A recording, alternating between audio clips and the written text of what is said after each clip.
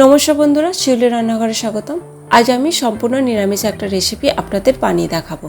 ঘরে থাকা কয়েকটা মাত্র উপকরণ দিয়ে আপনারা খুব সহজে এই রেসিপিটা কম সময়ে বানিয়ে নিতে পারবেন। থোড় খেতে অনেকেই পছন্দ করে না, কিন্তু একবার যদি এভাবে বানিয়ে খান মনে হবে যে বারবার বানিয়ে খাই, এতটাই টেস্টি হয়। এটা বানানোর জন্য কী কী লাগছে আর কীভাবে বানাচ্ছি আপনারা স্কিপ না করে দেখতে থাকুন।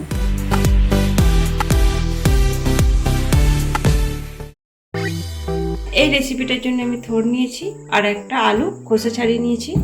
আলুটা আমি কেটে নেব আর থোড়টা বটিতে কাটবো। আলুটাকে আমি কেটে নেব, একটু সরু সরু করে কেটে নেব।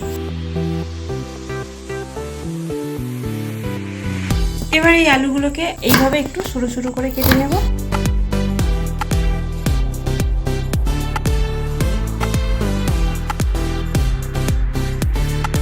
আলুটা আমার কাটা হয়ে গেছে। এই রেসিপিটার জন্য একটা মশলা বানিয়ে নেব।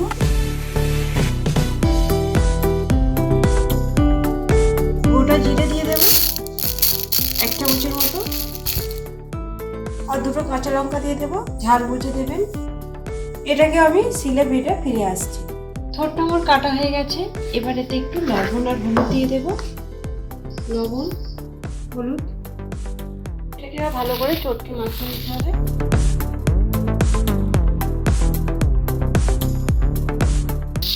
একটু ভেঙে ভেঙে দিতে হবে এইভাবে।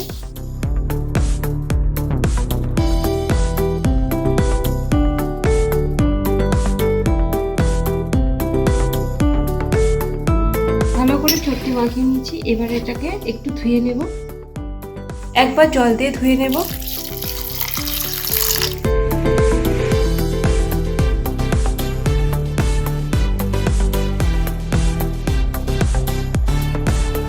এবার জল থেকে চিপে একটা জায়গায় রেখে দেব।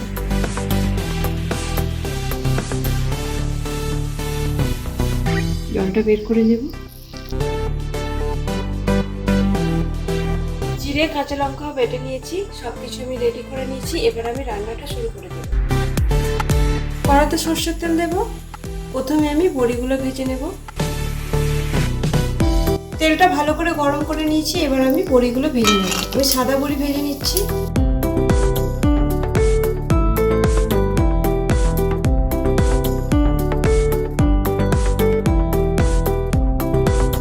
বড়িগুলো লাল লাল করে ভেজে নিয়েছি। এবার তুলে নেব।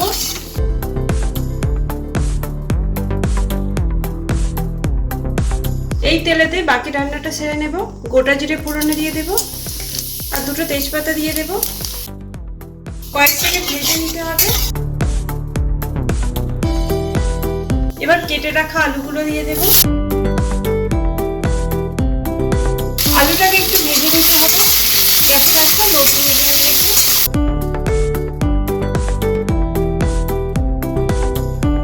আলুটা হালকা ভাজা ভাজা করে নিয়েছি। এবার এতে জিরে কাঁচা লঙ্কা বাটাটা দিয়ে দেব। এটাকেও একইভাবে ভেজে নিতে হবে।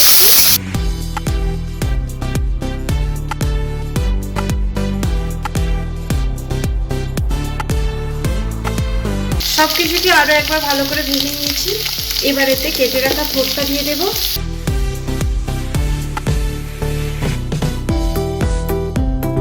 এটাকেও একইভাবে ভালো করে একটু ভেজে নিতে হবে।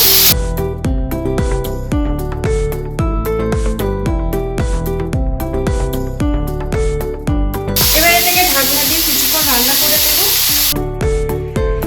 গ্যাসের আঁচটা লো টু মিডিয়ামে রেখে।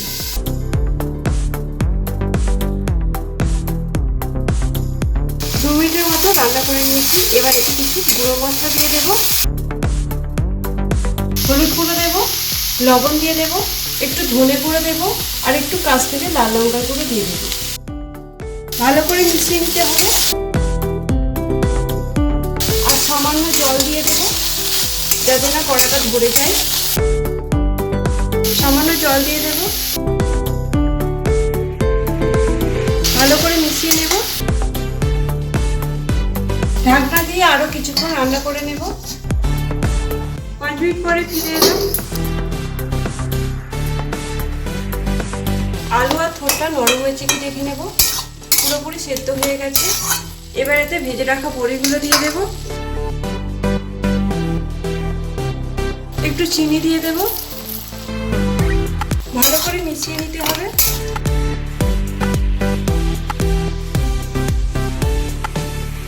আরো কিছুক্ষণ এইভাবে একটু নাড়াচাড়া করে নেব আর রান্না করে নেব। আরো 2 মিনিটের মতো রান্না করে নিয়েছি। এবার এতে 1 চামচ চালের গুঁড়ি জল দিয়ে গুলে এতে দিয়ে দেব, ভালো করে গুলে নিতে হবে।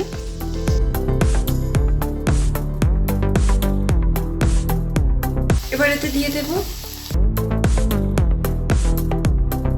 ভালো করে মিশিয়ে নিতে হবে।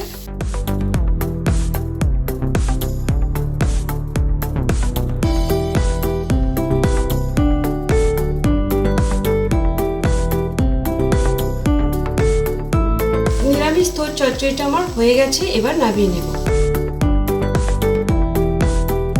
আজ আমি খুবই সহজভাবে থোর চচ্চড়ি বানিয়ে দেখালাম। দেখুন কত সুন্দর দেখতে লাগছে আর খেতে অসাধারণ হয়েছিল, আর গরম ভাতের সাথে খেতে খুবই ভালো লাগছিল। আপনারাও বাড়িতে একবার এভাবে বানিয়ে ফেলুন আর কমেন্টে জানান এই রেসিপিটা আপনাদের কেমন লাগলো। আর লাইক শেয়ার করতে ভুলবেন না।